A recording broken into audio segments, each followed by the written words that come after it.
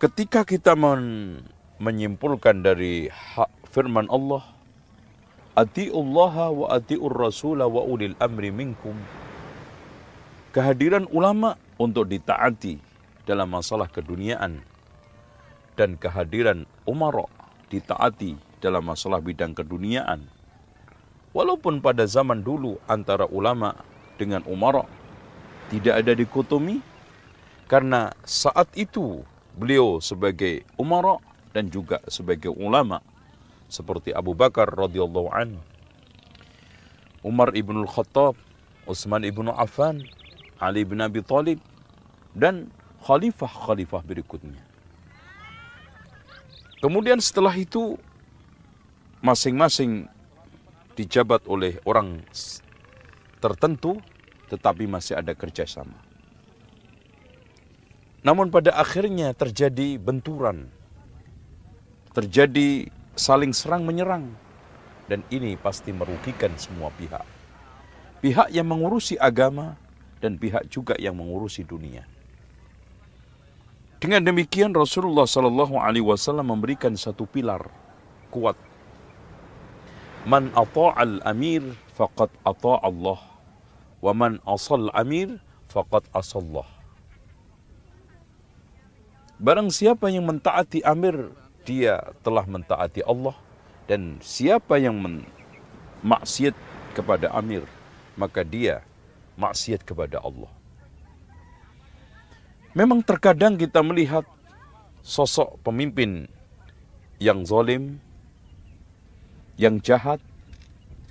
Rasulullah bersabda, ulil amri minkum itu ialah alladzi yaqudukum bi kitabillah, ialah yang memimpin kalian dengan kitabullah. Itu ulil amri minkum, yaitu yang memimpin kalian dengan kitabullah.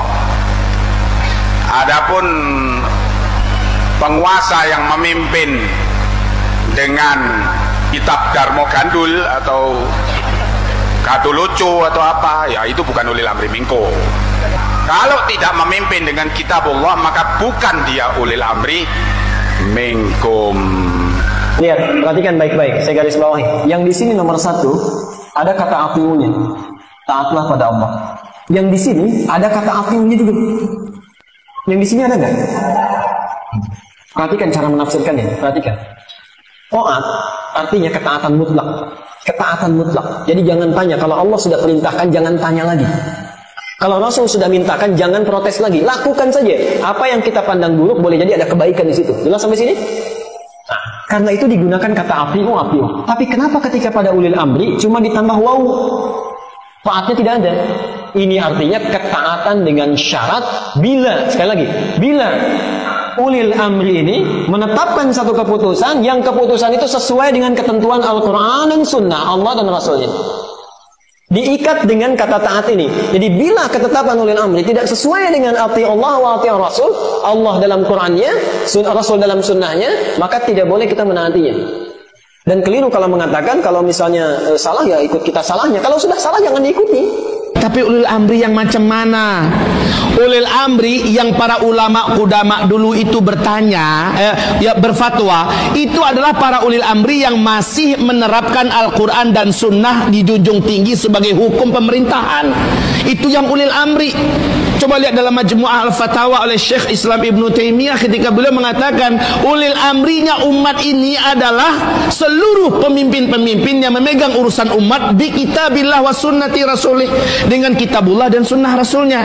Syekh Abdullah bin Abdul Aziz bin Baz di dalam kitab beliau Wujubu Tatbiqi Syariatillah, kewajiban menerapkan syariat Allah Subhanahu wa taala, mengatakan dengan tegas bahwa siapapun pemerintahannya, pemerintahannya yang menolak menjadikan Al-Quran dan Sunnah atau hukum Islam sebagai hukum dalam pemerintahannya, maka pemerintahan itu bukan ulil amri Islam.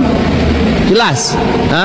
Walaupun pribadinya orangnya Muslim, silakan. Tapi pemerintahan ini pemerintahan yang ulil amri dalam minkum enggak. Dia tidak termasuk sampai pemerintahan itu menerapkan hukum-hukum Islam, atau pemerintahan itu menjadikan Al-Quran dan Sunnah sebagai asas pemerintahannya. Khalas. Nah kalau di sini asas pemerintahan bukan. Jadi kalau ulil amri minkum ya ulil amri minal ladina amanu. Dari kitab-kitab tafsir riwayat tentang siapa ulil amri itu, kurang tadi. Ulil amri minkum, orang-orang yang memegang urusan di antara kamu sekalian, namanya minkum itu ya diambil dari kalangan orang-orang yang beriman, dipilih oleh orang-orang yang beriman, dan untuk kepentingan orang-orang yang beriman, tidak untuk kepentingan di luarnya. Sedangkan pemerintah Indonesia ini yang milih kan bukan orang-orang yang beriman saja. Yang dipilih dari kalangan bukan dari kalangan orang yang beriman saja. Untuk kepentingannya, untuk kepentingan bangsa Indonesia yang tenan loh ya. Kecuali yang para koruptor tadi menjual aset-aset negara ke luar negeri, apa itu? Untuk kepentingan luar negeri itu. Nah, itu macam itu. Jadi bukan itu, tapi ulil amri minkum minal ladina aman. Kalau dari ulama silakan baca yang punya kitab-kitab tafsir. Cuma ada dua pengertian ulil amri minkum itu. Satunya dari Ibnu Abbas, satunya dari Abdullah bin Mas'ud. Apa itu? Satunya mengatakan itu adalah ulama, pewaris Nabi dan Rasul, yang lainnya mengatakan itu adalah umara. Yang dinamakan umara itu adalah amir-amir yang mendirikan aturan Islam, syariat Islam. Pendanaan muncul dari Amerika Serikat untuk kelompok-kelompok yang disebut moderat. Entah media, entah LSM, entah ormas, entah personal, semua dibiayai oleh Amerika Serikat untuk mempromosikan jejaring moderasi beragama. Buku yang terakhir ini strategi komprehensif. Langsung mereka membuat judul yang sangat terang sekali. Judulnya Building Moderate Muslim Network.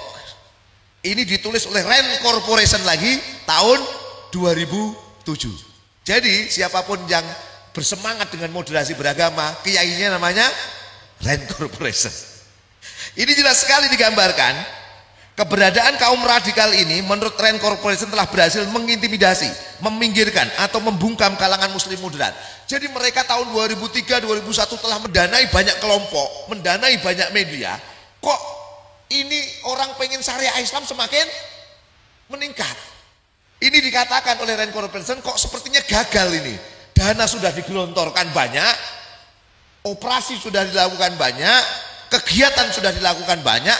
Lah kok ini orang senang dengan Islam malah semakin meningkat. Jadi kacau ini. Akhirnya apa? Rand Corporation merekomendasikan Amerika Serikat membangun jaringan dengan muslim di dunia Islam. Tadinya hanya mendanai negara per negara, sekarang ayo kita bikin jaringan moderasi beragama sedunia. Makanya banyak sekali jejaring itu diberangkatkan ke Israel, diberangkatkan kemana untuk bicara tentang pluralisme, moderasi beragama dan lain sebagainya. Ini latar belakang dari mana sejarahnya. Jadi kalau bicara tentang ini, moderasi beragama tidak ada akarnya di dalam Islam, tapi akarnya dari mana? Kiai Rand Corporation.